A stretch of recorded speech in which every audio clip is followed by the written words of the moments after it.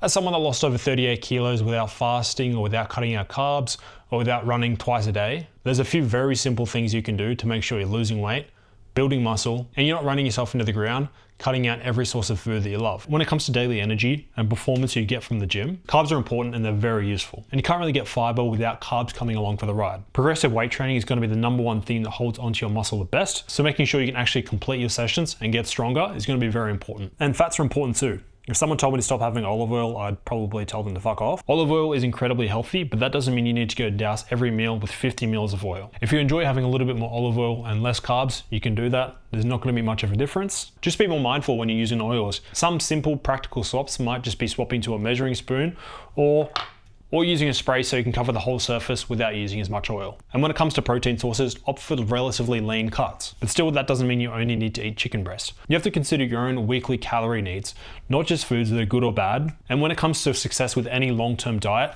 the #1 thing you need is adherence. If you can't stick to a dietary or lifestyle change for longer than 8 weeks, then as soon as you switch back to your habitual intake, like going from a keto diet to eating carbs, you're just going to put the weight back on. You do not have to cut out any food groups. They all play an important role, but the amounts of them that are best for you will vary person to person. So consider these things when you're trying to get in better shape, as over-restriction isn't the answer, and I'm living proof.